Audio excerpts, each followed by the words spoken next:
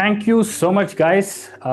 Let me formally, officially welcome you all to Sam Singh's episode number 2.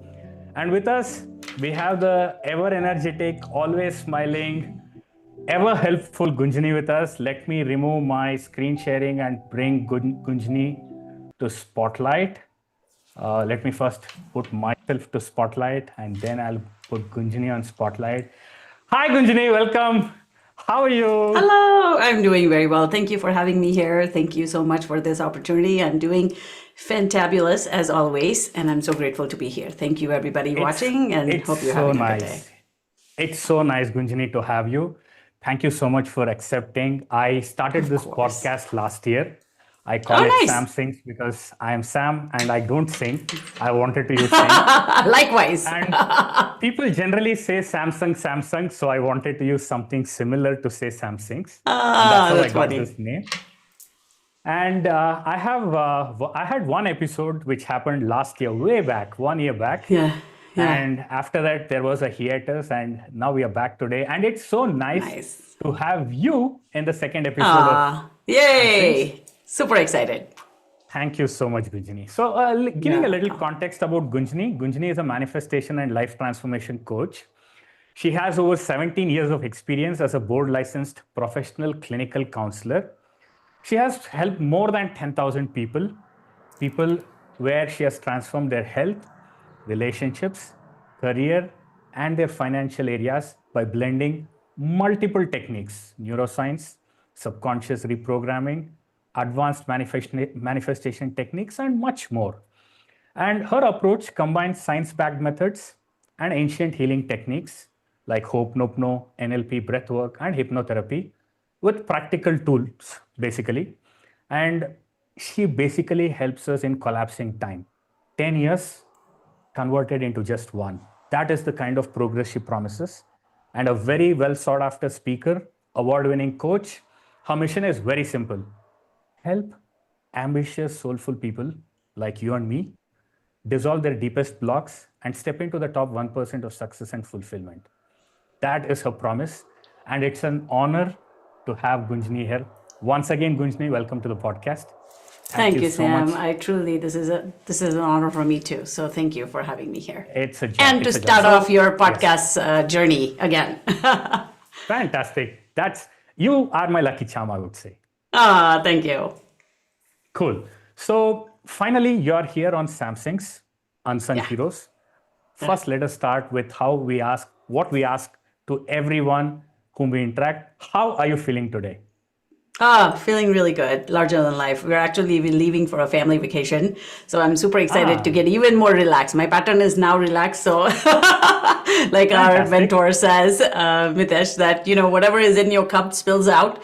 My pattern, I've trained myself from being highly anxious person and emotionally unstable to now highly relaxed. So it just 10x's after today for the next 5 days. So I'm excited. Thank you for asking. Fantastic. I wish you a Yeah. wonderful time for the next 5 days Thank and you. the entire life after that. Absolutely. Thank you. Cool. See, you radiate such incredible energy. Has that always been your vibe or did it grow through your journey? Not always been my vibe. It actually grew through my journey. I was someone who had gone through severe depression, PTSD, anxiety, Okay. all kinds of things, sexual trauma, divorce, all kinds of major life issues that were happening. But when I was becoming a therapist, one of the things that my graduate program required was that if you're going to become a counselor, you should go seek coaching or counseling. And in the meantime, I grew up in a family where we didn't talk about mental health. We didn't talk about emotional health. I grew up in Bombay. I went to boarding school in Madras, Tamil Nadu. And we didn't talk about everything. So when I was in my late 20s, and going through this program, people always said, no, my program required, as a part of the program requirement to complete the graduate studies, they said, you have to be in therapy. And I'm like, nothing is wrong with me. What do you mean I have to be in therapy? I don't need therapy. And in the meantime, 2 years later, I realized, oh my God, there was so much I had to work through. My emotional patterns were sad, depressed, victim, powerless, not good enough, all the things that we go through, highly anxious. So I really so when I was in therapy / coaching, my therapist was an amazing person. She still is. I just have lost touch with her, and she gave me important life skills that I needed, important healing that I needed through that time of my life. Because now, as a life coach, and what we've learned with our mentor is that, our patterns, just people and situations and crisis, just 10x our patterns. So those patterns started in first 7 years of life as teenagers, and they just 10x'd over time. And if I wouldn't have taken care of that in my late 20s, I would still be going through that, and even through life, like my patterns were sad, my patterns were feeling low, my patterns were anxious, my pattern was feeling very emotionally unstable and getting angry and mad at people and feeling not good enough, people pleasing, taking care of everybody else's needs and being a doormat. But I had to realize that, I have to work on myself. I have to continue to work on myself. Otherwise, how can I help other people? And it impacted my relationships. So as I kept working on myself, happy became my pattern. So I love your name, Happy Sam. Because happiness is truly an inside job. And I had to teach myself to be happy, heal to a place where I had to set easy conditions for happy, because I grew up in a very high achieving family. So as a high achiever, it was always next. And even when I had achieved, I felt like an imposter, like it was not enough. It just didn't feel good enough. I just felt like, who am I to talk about this, or who am I to help people? Those kind of things that come up. So happiness and this vibrancy and this magnetism that you see now is a result of just embodying more of me and coming back home to myself and working on myself and clearing all my data and working on my patterns every day over and over, and just staying conscious through life. A lot of people come to me and ask me, how do you have so much energy? And I'm like, there was time, even a year ago when I joined Platinum and our mentors community, there was a lot of up and down happening for me, but I really started tracking and teaching and learning all the things that he was teaching in his basic course, and started applying all those things. And now for the past year, my pattern is to be emotionally stable, is to be this vibrant, so it's not that I don't have bad days. I do have bad days. I have bad moments, but now I know what to do with it. Now I'm aware, because to me, emotional intelligence it's not that we're always happy. If that is our pattern, then of course we bounce back to that, right? But when we have the hard moments, we need skills, we need tools, we need, awareness. So important. To answer your question, no, I've not always been happy, but now that is my pattern. Fantastic, man. High on life. I can feel this transformation. Of course, I have seen you as a happy, bubbly person. So I might not be able to easily relate with what you say, that you were not such a person. It's hard to believe, but I trust you because I have also been there. Exactly 1 year back, I would say November of 2024, I can exactly relate with what you said. I had my tough times. And yes, the past year has been a wonderful journey, going within, exploring myself. And I can feel what you say. For us to have a smile today, we have had our journeys. I had to walk through the fire, literally. So true, so true. So now comes the interesting question I have. If you're supposed to introduce yourself to someone without the labels of what you do as a profession, where you come from as your upbringing, what you have as your titles, if you strip all these off, and then if you want to introduce yourself, how would you introduce? Oh, wow. That's a good one. I think we show up to life wearing different hats. You see me in this light as a coach, as a counselor, as a business person. But I'm also a wife. I'm also a daughter. I'm also a mom, so I wear different hats and different identities. But at the core of my being, I think if I truly were to ask, I've asked myself this question, that what was I put on this earth for? Why did I come here when I was in such a blissful place to expand? What is my purpose? What is my mission? And I often ask myself that. And I think my mission is to help people go through. I believe that manifestation is going from point A to point B, and manifestation is the bridge, right? That takes us there. It's the journey. It's not the destination, because a lot of times we arrive and we are still, living our patterns. And manifestation is that bridge. And I was put on this earth, I think, to help people find love and come back home to themselves, to find, to strip all the suffering, because I truly believe that pain in this human realm is inevitable. We all go through pain, lots of it, but suffering is a choice we make. And unconsciously we make that choice because we don't have the tools to deal with the pain, heal through the pain, and not separate from the love and the wholeness that we already are. So I'm on the journey. I don't know if I know who I am, but for the most part, I think my mission is what I have found, I want to help others also find ease, freedom, and just free of suffering equals joy and love, which is what we came here for.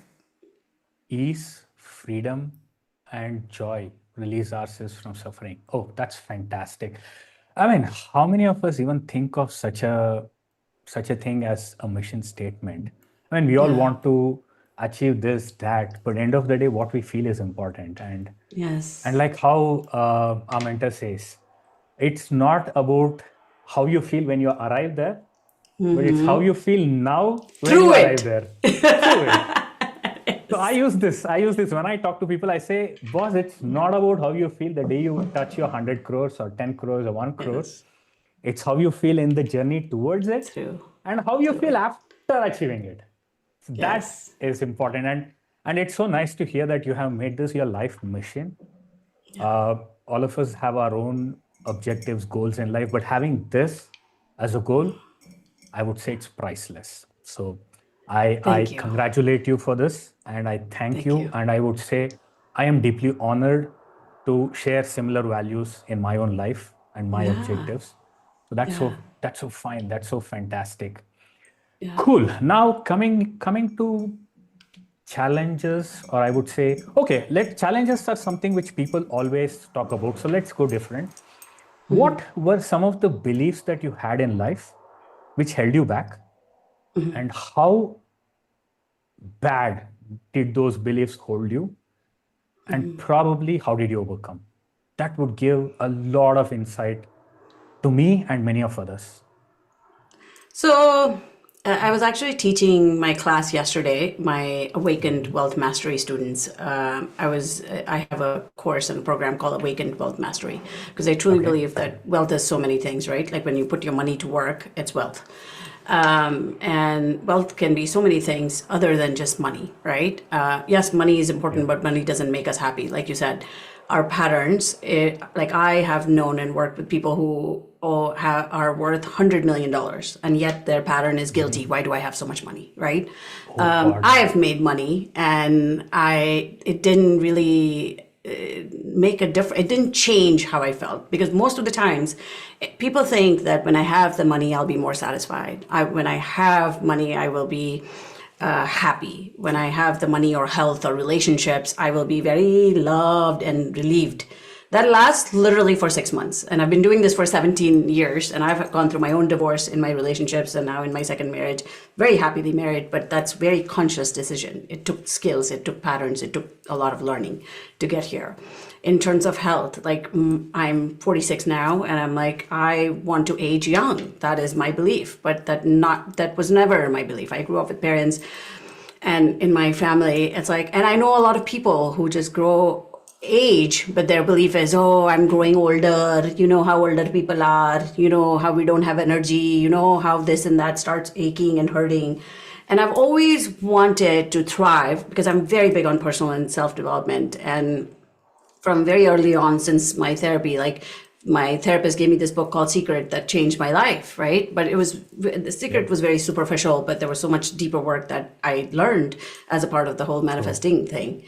So my beliefs changed. Like your question is so wide. So I'll tell you, I'll kind of pick some stuff to still answer it. So in my wealth mastery course, we were talking about, one of my students asked me, it's like, how do you identify your beliefs? Like they're so deep, right? They're so deep that sometimes we can't see it.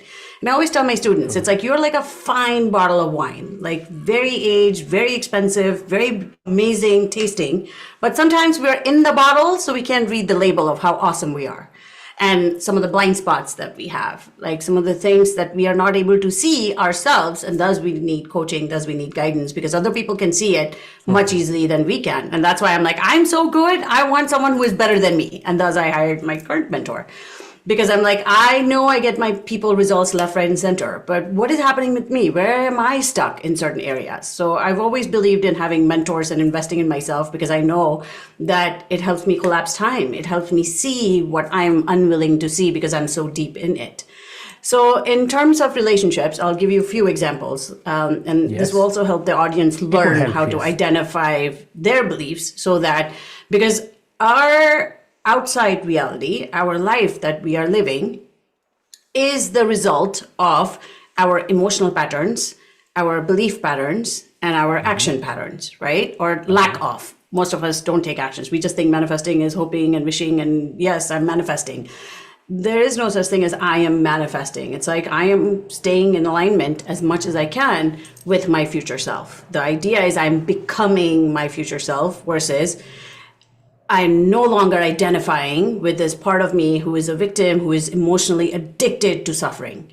That is who I used to be. And thus you cannot see that in me, because I used to be that, but I'm no longer that person. I'm a whole new identity. So in terms of my relationships, when I got divorced, I was constantly needing my husband. I was very needy, clingy, emotional, like very wounded yin person. My beliefs were, so most of the time when I help my students identify what are their beliefs, I always say, the current life that you are living. So for me, my current life was, I was divorced. And I was like, oh my God, I'm bringing my family so much shame. This is the worst thing that can happen to me. I'm never going to get divorced again. Who is going to want to marry me? You know, I'm already 28 at the time. So I'm 28. Nobody wants anyone defective, because I thought of myself as defective. And all these things. So what we feel and anything after that, because, is our belief. So my self-limiting beliefs at that time were, all men cheat, good men are taken, who is going to want to marry me? I'm defective, I'm divorced, so nobody's going to want to marry me again. Those were I'm not good enough. Who am I that anybody will marry? I wouldn't marry myself at that time. So why would anybody else would, right? So there was a lot of stuff, like I was very scared of being in a relationship after my divorce. And thus, those were my self-limiting beliefs. In terms of health, I had recent, like health and career were really amazing in that time of my life. Because right after my divorce, I ended up moving to Manhattan. I always wanted to live there. My ex never wanted to. So he just was like, you go, I'm not going. And that was one of the reasons we got divorced, and I wanted children, he didn't. So my limiting beliefs at that time, so related to career, I didn't have limiting beliefs. My beliefs were, it was in the midst of worst, like financial crisis in Manhattan. Everybody was like, 2008 is the worst year you can go find a job. But I used to believe that I will have a job. I don't know. That's your story. That's not my story. I don't believe it. That doesn't apply to me. And I literally did that. And in a month, I got a job. And I ended up staying in New York for 5 years. So like everybody was like, you're a woman, you shouldn't go. Oh, it's so hard to live in New York. It's so expensive. In the worst of worst financial crisis, you shouldn't go. And literally I had stopped talking to a friend of mine. She was my best friend, but the person I had chosen to marry, she was like, absolutely not. And then we had a fallout. And after my divorce, she ended up calling me because she was going through a breakup. And she was like, I think I'm settled in New York. If you want to come and have a place to stay, please come and stay. And you can look for a job. You'll help me. I'll help you. And it ended up working out. In 1 month, I landed a job. So that was my belief. And thus I landed a job. So our beliefs, our emotional patterns are what we attract more of. So with my career and money, I was like, of course it's going to work out. Why is it not? Right? Like it was not even a question that it was not going to work out. So it did. And in terms of my relationships, I was like, who's got all these limiting beliefs? And thus I was attracting men who were not here for it. They were doing exactly what I kept repeating. They would leave me. I would not feel good enough in the relationship. In the back of my head, I was always scared and insecure that they would cheat on me, things like that. That So was of because course of that your kept, belief, what you said, that of men are course, always cheaters. men are always cheating, men are not committal, good men are taken, men are not emotionally available. Well, if I believe that, then of course I'm going to attract more of that. And I did. For 10 years, it was a back and forth ping pong. And I'm like, oh my God, so 10 years, but it kept getting better. But it took that long because I was like, I'm the therapist. I know everything. I don't need people to help me. And thus, I didn't accept help back then. And then I finally realized, okay, I give in. And I literally hired a coach who helped me in 3 hours of all this deep energetic belief system and clearing and healing and all the things. And I literally attracted my now husband in 10 days. And I've seen that happen with so many of my students, as in, that you have to clear out your old patterns. You have to recognize your old patterns. You have to clear out what your beliefs are that is not attracting or attracting more of what you don't want. What we focus on grows. So I was focusing on the wrong things, and thus I was attracting the wrong things and people and crisis in my life, so to speak. Cool. So that was quite a lot of, for me, the most powerful thing was men are like this always. That is something which is very strong and harsh. If I need to talk about one of the limiting beliefs that I had earlier, I always was a person who valued happiness. Theoretically, I had read in so many places, I had heard so many people talk about it, that happiness is a state. It's not a problem to be in that state. But somewhere I had that hesitation because I always thought that we used to be told, right, that if you're happy always, it's going to lead to sadness after some time. So be That's also a careful, don't be belief. happy. Yeah. So I had that, but only in the recent past, probably I would say this year, after joining the community, that I have realized that it's okay. It's okay to be happy. There's nothing wrong about Yes. it. And Yes. slowly over a period of time, I've realized that it's actually nice to be happy. We Yeah. thrive when we are happy. 100%. Yes. Of course, people may argue that if you're happy always, how will work happen? It will happen. Maybe with stress, I'll achieve something. But what is the use of being stressful, being Yes. stressful, achieving it, and then being stressful after achieving it? Rather, I would say a toned down victory is better where the entire journey is joyous. So that's something Yes. that I've realized as a limiting belief that I had, and probably that's not true. And literally, my life has changed. So again, I can relate with what you shared there. That was Yeah. very nice. Coming to the next question, what I can think of is what are the emotions that you used to go through? You gave us a hint, but if you can just stress on the emotions and how that affected you, particularly. And then now, after probably going through a transformation and having a different lifestyle, what are the emotions you still go through and how they affect you and how you overcome? A comparison would probably throw some light to all of us. So I want to kind of piggyback on what you just said earlier. You said, happiness is a state change. One of the things I learned from Vishen Lakhiani, and Mind Valley CEO and Yes. founder, Yes. from one of his books. I don't remember which books, The Buddha, The Badass, or The Code of the Extraordinary Mind. I'm an avid reader, so I love reading, and I really love his work. He was like, happiness is not just a state. If it's a state, then state come and go, right? Which I believe to be true in terms of emotions. Emotions come and go. They're temporary experiences that are here to teach us. Emotions are our teachers. We just happen to keep our hand, like in the world of affective neuroscience and emotions, they teach us that the research suggests that it's almost like you take emotions are like a stove. You put your hand on the stove.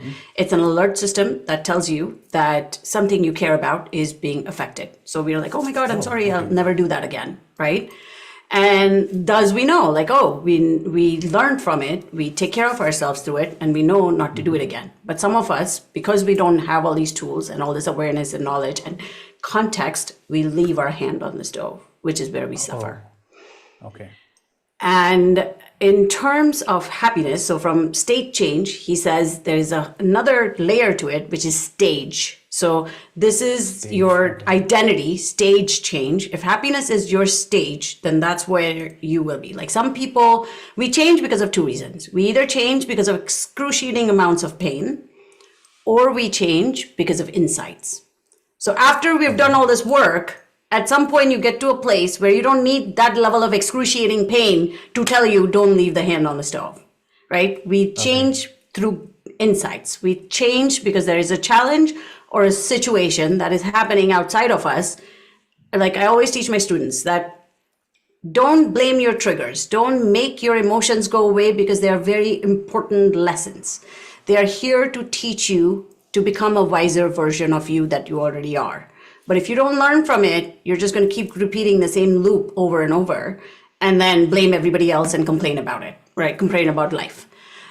Emotionally intelligent, aware beings, we learn that at some point we have to go inwards because what is our vibration? Emotions are vibrational patterns inside, right? Within. Exactly. So happiness is you can still be happy and there's a part of you that is feeling resistance, that is here to teach you what you are here meant to change. We are changing because of insights. We are no longer changing because something is so excruciating and we're trying to run away from it. I always tell my students, I'm trying to make my anxiety go away. I'm like, no, it's an important lesson. Use that as a way. Opposite of anxiety is comfort or safety. To give yourself comfort. As children, we needed that from our parents, from our caregivers. But as adults, it is 100% our responsibility to tend to ourselves, to change our emotional patterns, to give and reparent our inner child what they needed growing up in terms of emotional patterns. So my patterns, to answer your question, were self-pity. Why does this always happen to me? Why me? Powerless, victim, instability, anxiety, depression, sadness, fear, a lot of fear, stress. My God, you have a laundry list there. Less than 10. I always tell people, you don't have more than 10 emotional patterns. It's pretty easy to work through that through a whole year. If you give yourself a whole year of repetition, now my patterns are exactly the opposite of that. Happy, just comfortable, irrespective of any challenge I'm going through. Of course I go through challenge and I put it in my group and my community. I'm very vulnerable. I used to be very scared of sharing who I am. So shame and insecurity were my pattern. Now I'm open to being vulnerable and taking responsibility for how I feel and changing and working through it because I don't want my emotions to define who I am. I am so much more than my emotions. I'm so much more than my thoughts. And, we all are. It's like we are spiritual beings having temporary human experiences. Thoughts are temporary, emotions are temporary, sensations are temporary, but we have to know what to do with them. Otherwise, we just leave our hand on the stove and suffer. So now I feel powerful. Now I feel, just very comfortable, safe, happy, loving, and grateful. Those are my patterns. Like on a day-to-day basis, satisfaction is my pattern. Otherwise, dissatisfaction was my pattern. It was never good enough.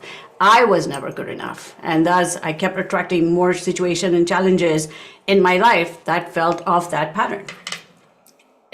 Fantastic.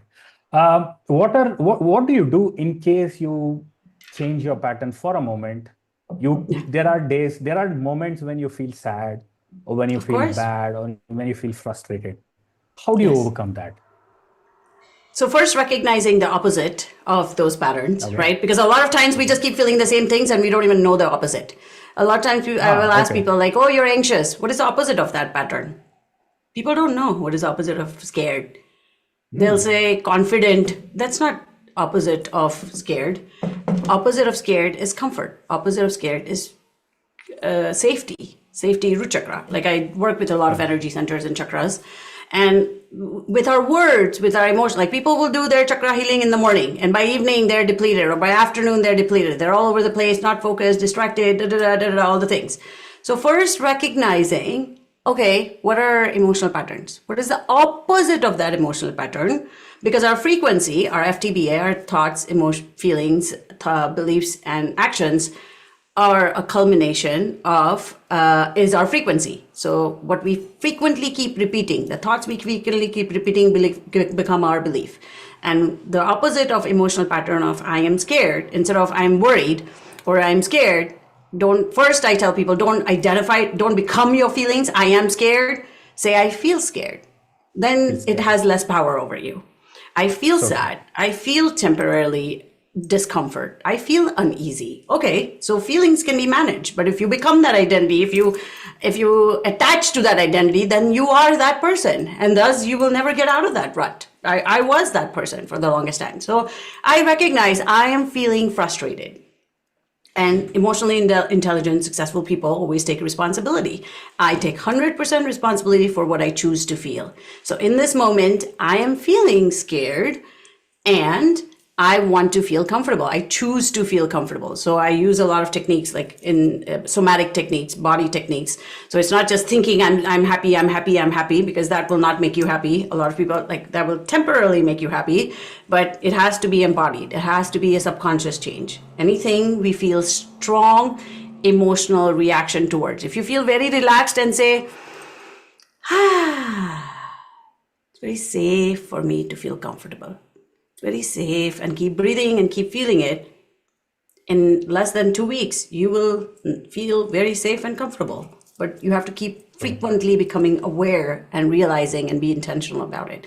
And there are other techniques like EFT, Ho'oponopono, breathing and all kinds of other stuff visualization and all that. But feeling is the most important. We have to know what is it that we want to feel and keep with each breath feeling that, because when you use your breath, you're no longer in the sympathetic stress, fight or flight. I choose comfort. You're like, Relax. I choose comfort. Comfort is relaxing. Most people will be like, yes, I'm doing Ho'oponopono. Yeah. I'm like, what kind of Ho'oponopono are you doing that's not working while you're so dysregulated in terms of your nervous system? That is not comfort. Teach your body comfort by feeling it. Teach your body happy by feeling it. Teach your body relaxed and relief and secure by feeling it. So true. What I can think of here, what you said, that you start doing it, you start following it, and in a couple of weeks, you'll be there. Yeah. So this 100%. Is something which I relate with. I say, we all have driving licenses, yes, and we drive. And we are so experts in driving. We have one hand on the steering. We'll be operating on the mobile phone, talking to a friend, listening to songs, and then seeing the road. Yeah. We are such experts. But were we like this on day one when we started our training? No, we weren't. And we went through that grind. We were conscious. Every time we hit the brakes, we knew we were hitting on the brakes. Yes. That slowly, I think, becoming a practice habit. Yes. Is that state what you're mentioning after 2 weeks, how people would feel? 100%. Is something which I relate. And I can make complete sense of what you say. That effort initially is very important. And we put in that awareness. Awareness and effort. We put in our effort to so many things which don't even matter to us in life. But if we start doing these things, I think our life will be wonderful. That's something which I can sense from what you say. Cool. 100%. Now I have something light here. Something, I wouldn't say light, something to have. Don't make me sing, huh? No. That's not the name of the podcast is Sam Sings, but definitely we're not singing. Cool. We'll have a rapid fire round here. I have some questions I want to ask you. Let us see how quickly you answer. Don't think too much. I want to see an impulsive answer from you. One habit you want to change. I know you asked me not to think. One habit I want to change. To be more relaxed. To be more relaxed? Okay. No, you want to change. So sometimes I get very hyper and in my head, and I don't realize that I'm in my head versus in my body. You wanna reduce your hyper activity sometimes. Yes. Okay. Yes. Cool. Yes. One habit you wanna start. You said you wanna be relaxed, or anything else you wanna say? One habit you wanna start new. To be more free. I think sometimes I get to a place where I'm always scheduled and planned. Some days I just don't want to do anything, and to just be free, not And to be just okay be with more it. spontaneous. Yes, and That's be okay with it. important. Be Yeah. okay with it. Okay. What's your favorite song? Oh God. It depends on the day. It depends on the mood. I don't have a favorite. Right If you now. ask me if Right now. right now, Right now. what Which is song my will you favorite hum, song? given a chance? Oh God, I like that Ed Sheeran song, Sapphire. Ah, Sapphire. Okay, that's Yes. nice. What is it that thing when you see it makes you smile? I just smile for no reason. I had to teach myself that. I don't need to see anything Wow, in my head. this There was is a a success time for me. last year, there was a time where I was so serious. As a spiritual person, I became very serious. And I'm like, why am I so serious all the time? So I actually used to do affirmations on smiling. Like, I'm like, I need to teach myself to smile more. Yeah, ye kya kar rahi hu main? Life is so like, next moment could not exist. So I'm just like, okay, smile. So that became my pattern where I'm like, I don't need to see anything. Like, I just remind myself, smile more, and I'll smile for nothing, no reason. Nothing has to happen, but I just love smiling. It's just become a pattern now. So nothing I see makes me Fantastic. smile. It's just become my pattern where I just smile for no reason. Fantastic. I didn't expect this answer from you. I would like to add what makes me smile. I have a Yeah. nephew, my brother's son. Oh, He's yeah. 2 years. And the way Oh, he talks, when they start talking, my so God, good. that brings me a Yes. smile. And Yeah. there are situations where I see a text message in WhatsApp and I smile. So Ah, that makes good. me smile. One Yeah. thing people don't know about you. Oh, wow. A lot of things, actually. Which one do I mention? What people don't know about. Oh, I used to be a very shy, introvert, couldn't say a word teenager. You are lying. You must be kidding. I No, cannot imagine you 100% like not that. kidding. Very timid, very meek, very shy, couldn't talk, couldn't say much, had such a hard time being around people. It was so, oh my My God, it God. was next level. My mom almost used to make me to go do personality classes, go do public speaking. Oh my God, I was like, I used to stand in front of my people and I wanted to like just pee in my pants. It was so scary. But yeah, Imagine your mom's face in that stage when she sees you in now. history. Oh yeah, she was like, "Oh, what is going to happen to my daughter? What will happen? You need this personality development." And I'm like, "Oh, yeah." Fantastic. Cool. The next thing, what's your biggest inspiration? Or who is your Oh biggest wow, inspiration? Oprah, Oprah? Oprah. Oprah Winfrey. Yeah, Oh, yeah. that's nice. Oprah saved my Fantastic. life. I see myself being an Indian Oprah one day. I love her so much, and she's I'll really. visualize for I that. feel. I really feel very inspired by the kind of work she has done, she continues to do, and who she continues to become. She's one of my favorite people on this planet. Fantastic. Cool. What is your biggest regret till date? Of course, you may not have now, I was gonna but if you say, I need was to. like, thank you for stealing my words. I've taught myself to not regret. I have taught myself to live life consciously because regret is a pattern that blocks my sacral chakra, which is happiness, pleasure, fun, flow. And if I make a decision, then I live with it because that is also a skill that I had to teach myself.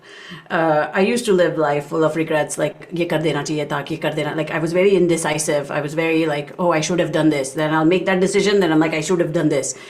And now I no longer do that. I make a decision and then I run with it because I made a decision. I have to live with it. And if I didn't like it, I learn from it and grow from it and forgive myself. But I don't regret anything. I honestly will not say what I regret because there is a really good book by this nurse, palliative care nurse, called Five Regrets of the Dying. And she was this nurse who was working with people who are in their end stage of life, terminal, whatever it is that they were going through. And she teaches that, what five people regret. So to me, after all this healing and all this work that I've done, I live life as if today is my last day. And I'm okay if I die tonight. Like, yes, of course I don't want to, but I'm okay. Like, I don't live life regret. Like, that's one of the reasons why. And especially as each day goes by, I want to continue to live like that, where if I make a decision, I only take decisions that I have the capacity to handle.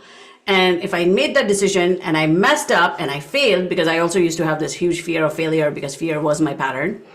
Now, okay, I learned from it and I'll be better for it. And I have. So she talks about 5 regrets of the dying. And I read that book and I started applying everything in that book. I even had a podcast where we talked about 5 regrets. What are those 5 regrets? So I'm very mindful and conscious about what I don't want to regret on my deathbed. And I'm 46 now and I don't want to regret anything. I don't. That's why I live consciously. What am I creating? What am I manifesting? Who am I becoming? Cool. On a lighter note, you actually made me regret asking this question about See? But you learn from it, so you're better. Cancel. Yes, cancel. Cool.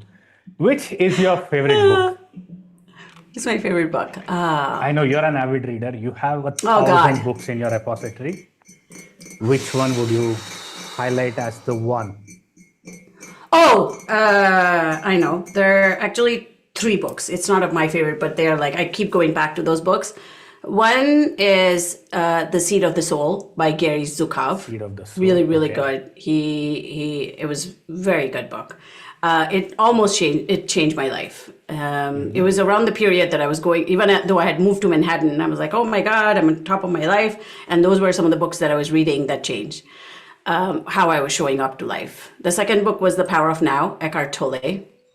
Wow. And the third book, really good book. It taught me, as an anxious person who was always over there or in the past, it taught me the power of now and to use it to consciously create the life you're creating versus to just stay unconscious and forget who we are and who we are becoming. So it was very powerful. Every time I read it, I get something new out of it. It's one of those books. And then the third book is by Deepak Chopra. It's called The Spontaneous Fulfillment of Desire. Really awesome book. Even that book, I go back to it and I get different things from that book. So those 3 books I tend to kind of keep going back to and sort of remember every so often, depending on where I'm at in life. But they're like my basic fundamentals book. So yeah. Those are your back to home books. Back to home books, yes. Cool. Which is your favorite holiday destination? I don't have a favorite. It depends. Like I'm very like spontaneous in that way. I love London. I love New York. Where to go? I have so many places I want to travel. Like tonight, I'm flying to Tulum, Mexico. Beginning of this year, I went to Greece. I love traveling, so I don't have a favorite because then I have to keep going back to it, right? Like there is no favorite. I want to travel the world, so I want to go everywhere. I have some favorite things about certain places, but I wouldn't keep going back to the same place because then I'm missing out on all the places I want to travel, and I don't live like by regret. So I'm like, I want to try new places. Why keep going back to the same place over and over? Because so many new things changes my pattern now. So no favorites. Fantastic. That's nice. That's something which I need to implement probably. One thing you feel you should have known when you were 19. Oh God.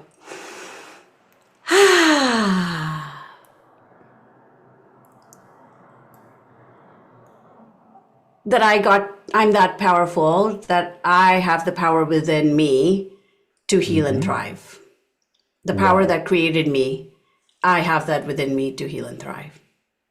Fantastic. I forgot that. Now, we come back to a question which I wanted to ask you. I think I've read this in many of the places. I think it was in your website. You're not broken, you're just blocked. What does it mean? And what was your personal block? Of course, you shared a lot with us. What was your personal block and how did you unblock it? So first we start with what is the meaning of that? You know, a lot of my clients, because I helped people heal as a trauma therapist, a lot of trauma, PTSD, depression, anxiety, right? ADHD, addiction, those kind of things, very hardcore things. And I hear it over and over, I'm broken beyond belief. And I'm like, you're God, you're universe. How can you be broken? You've just separated from the love that you are, from the power that created you. You're not broken. Because when I hear people say that over and over, I'm broken, I cannot be fixed, I cannot. And I'm like, I've helped people who are 70 or 90 years old, almost ready to check out of life, and in 1 or 2 sessions. I don't want to hear you're broken. You are not broken. You are not broken. There's nothing about you that is broken. It's just that there are parts of you that are fragmented from your wholeness. There is an unworthy part of you. There is a shameful part of you. There is a worried part of you. There is an anxiety part of you. So I don't tell people, like when they say I'm broken, I always tell them, you're not broken, you're just becoming. You're becoming the highest and the best version of you as you know how in this moment. And that will continue to change as you go through life. Nothing about you is broken. Because what we keep saying is what we become. So if we keep saying to ourselves, I'm broken, you'll stay broken. And how is that working for you? It didn't work for me. And thus I never believed that about myself.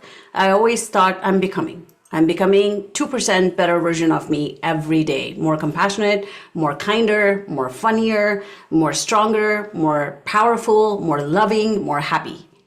It's just, that's who I'm becoming. Fantastic. That was deep. Okay. What's one misconception people have about healing, mindset work that you wish you can clear it up once and for all? It takes time. It doesn't take time. It takes consciousness. Consciousness equals healing.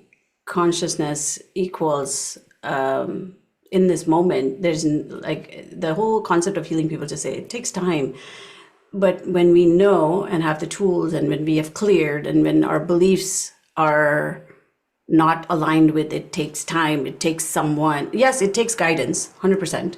It takes co-regulation with people. It takes mentorship, 100%. But I don't think that we have the power to heal people. I think we just have the power to hold space for people. They have the power within them to heal what they need. Like I've had people who've come to me like years, decades of sexual trauma, or, some hardcore things, anxiety and depression and just things that are so tightly constricted in their body. And I do a lot of somatic work. People keep thinking, and then most of the time people go to counselors, they've talked to therapists and done all that work, and then they're like, it's still not healing. And I'm like, they make you keep talking about things that dysregulates you even more. So of course you are going to not heal, right? You're going to heal to an extent, but you're not going to heal deeply, because the subconscious wiring, which is our body, which is 95% of us, is still there. So that has to be worked on. And when you go to people, when you work on some of these patterns, when you work on some of these things, I have held, like, you don't need to suffer for decades. It literally in 1 or 2 60-minute sessions, I've had, not even 60-minute sessions, 10 minutes, I've had people heal. For me too. Sometimes I wonder, this counseling and so-called therapists and all, it seems to be like a subscription service. It's not a subscription service. It's not. It depends, right? Like with in Platinum, in the current mastermind we are in, we deal with emotional healing. We deal with ancient healing, like Ho'oponopono, EFT, those things, right? Those are body-based techniques. They are things that we do which goes way beyond just mind, right? Way beyond just thoughts and beliefs. Just because you keep saying I'm a millionaire, doesn't mean you're a millionaire, right? So there is an awareness. Yes, you need that, but when there is deeper level of emotional patterns, you need other things other than just I'm a millionaire, I'm a wealthy, I'm a magnet. You have to feel those emotional patterns. But if your chakras or if your energy centers are blocked, and over time you have accumulated all these emotional patterns, no amount of I'm relieved, I'm secure, I'm abundant, I'm a millionaire, I'm a magnet works, because there is this deeper healing that needs to be released, that the deeper trauma, this deeper emotional density in our body, the pain that has to be sat with. Most people's conception is pain is too painful, so I'm not going to feel it. And thus we don't feel it. So thus when we go to people, like I said, I've literally healed people's stuff in 10, 15 minutes. It didn't take time. Unnecessary suffering that we cause ourselves, that we believe takes time. It just took consciousness. It took awareness. It took the ability to sit with it and observe it, and finally letting it go and having that awareness. Because if I tell you let go of it, all of us have read books, we know let go, but How many of us let it go? It's not easy to let it go. But if that's our belief, then we're not going to be able to let it go. And thus, I only work with people who are ready for change. If you're not ready for change, you will keep emotionally being addicted. That's why it's called an addiction. We emotionally are addicted to pain because it feels so good. And then we regret it later. Yeah, so here is where I was thinking. The thing that actually was very profound for me is when you said it doesn't take time, it takes consciousness. That Yes. I think is a game changer for all of us. Being Thank you. aware and getting that help. Fantastic. Absolutely. What I'm sure you must have some rituals in your day which will help you in your life. So can you just throw some light on what are the kind of rituals you have on a daily basis, like how we brush our teeth, for you to be this person? So I will tell you my rituals, and I'll tell you what my rituals were. And I learned this from Mitesh and Vishen, right? Mostly Vishen when I first started my journey, right? Because what I learned from him is there are different levels of consciousness that we have, right? Like there are 4 levels of consciousness. There's victim consciousness, which is full of suffering. Why is this happening? Why so much? Why me? Why this? Why this? Why, right? Why do I always keep doing this? Beating yourself up or beating the situation up, right? So that's suffering victim consciousness. Then there's manifestation consciousness, where it's like things are happening for me. Like, oh, I'm learning that things are happening for me and I know how I can make it happen. The third is things are happening through me, which is, wow, like, okay, I'm just going to get out of my way and I'm just going to, which is the frequency of acceptance, forgiveness, neutrality, love and gratitude. And then there is a level beyond that, which is things are happening as me. I'm tuned into pure consciousness. That is who I am. And I create from that space, source energy space. I'm connected in one with God or one with universe, right?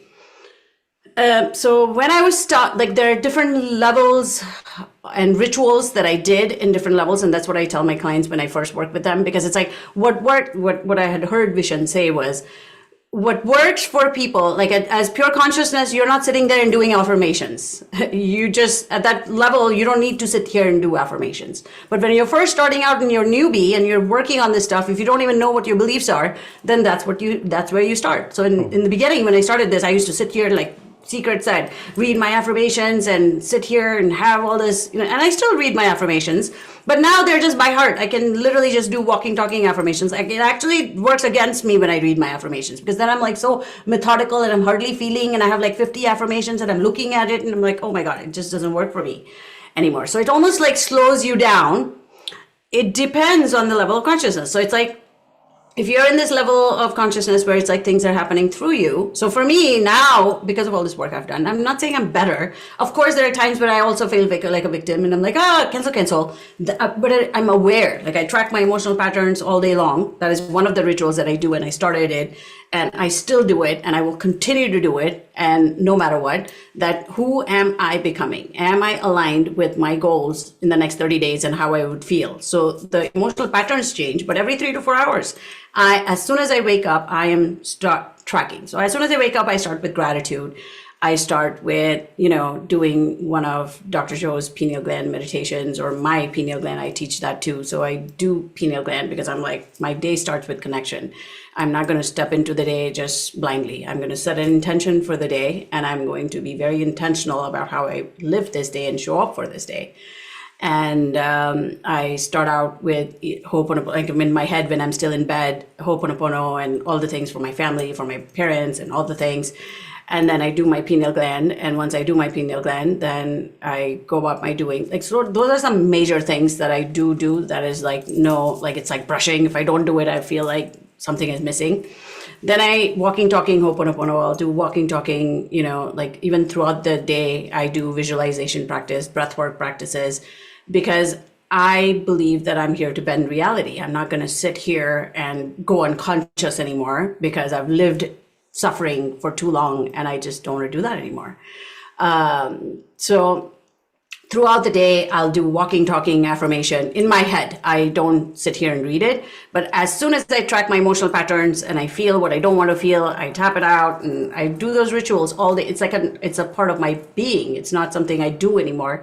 Then I attend, DMP, which is like happy dancing. I've always loved being happy and dancing. And if I don't do that, my whole day is like, what am I doing? So I literally just think and do my affirmations then in my head and talk, our mentor says, just talk to the universe.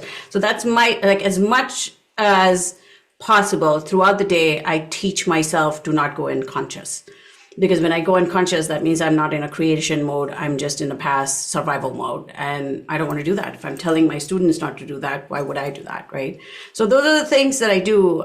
Visualization. I love visualization. I don't make vision boards anymore. Like before going to bed, I have like a digital vision board. So on Pinterest, I have a whole vision board and I'll look at it and I feel excited. And that's what I will keep visualizing throughout the day, every 2-3 hours. Like in my wealth mastery class, in my awakened wealth class, I make my students do EFT and visualization. Like, who are you becoming? Feel the elevated emotions and live life intentionally. Like, who am I stepping into? Why am I not there? What is the resistance that's coming up? Like, releasing all of that. So these are some daily practices that I do. And again, it depends. Like if I learn something new, I'll start adding that and releasing. Like there used to be a time where I was feeling very powerless and not courageous and scared of talking.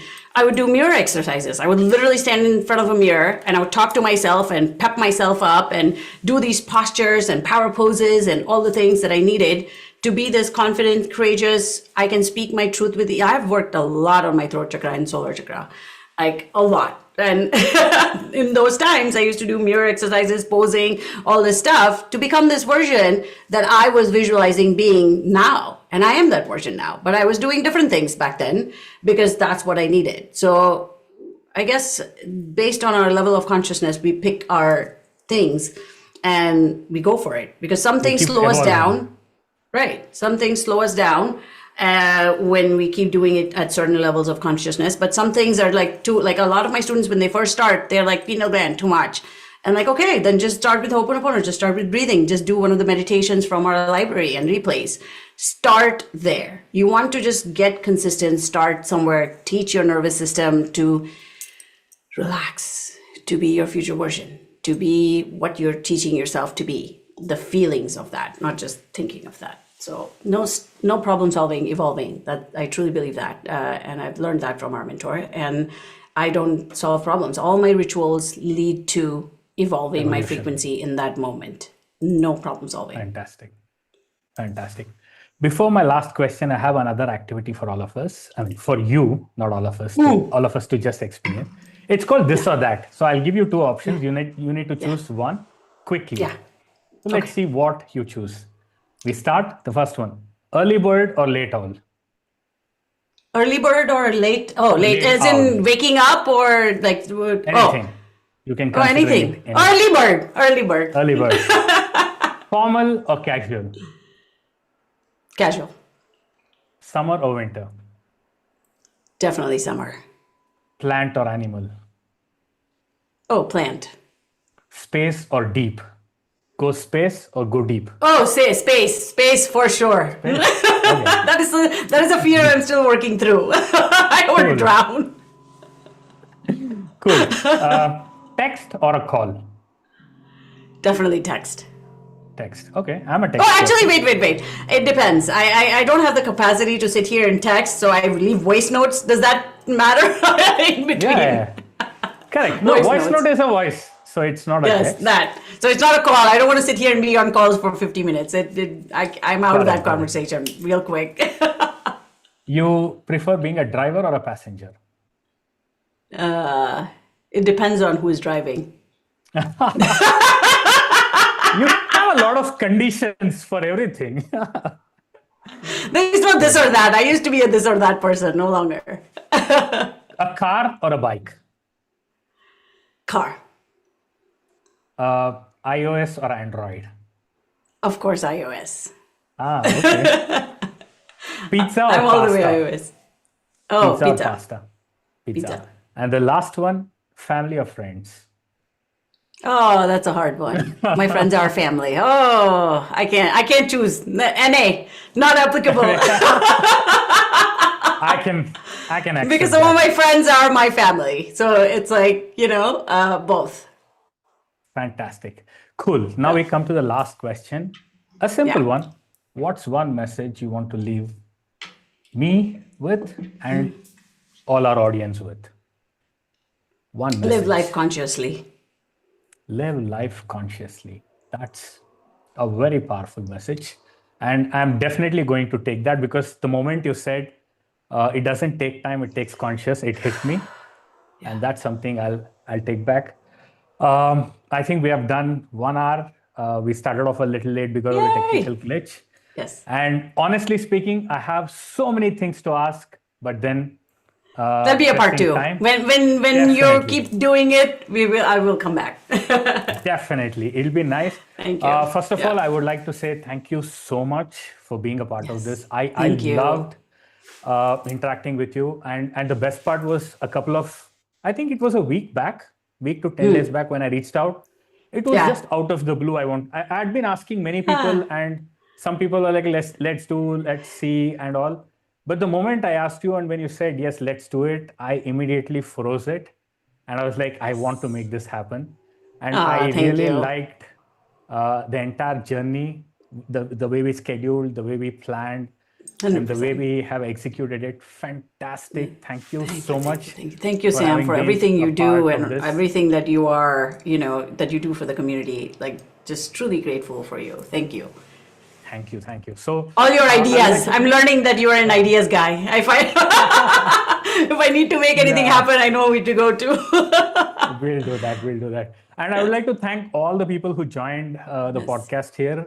We really loved having you guys. It would have been a little odd to just talk to Gunjani, me and Gunjani. We could have done that offline as well. But Yes. then you guys made it a very joyous Thank experience you. for us. Thank you, each Agree. and everyone who joined and dropped off as well. Thanks a lot. Till we meet next. Thanks, Gunjani. Thank you all. Thank you. Thank Love you, you Sam. all. Thank you, Take care. everybody. Thank you for your Bye time, bye. essence, and energy. Thank you. Thank you, Thank Anjuji. you. Thank you, Varsh.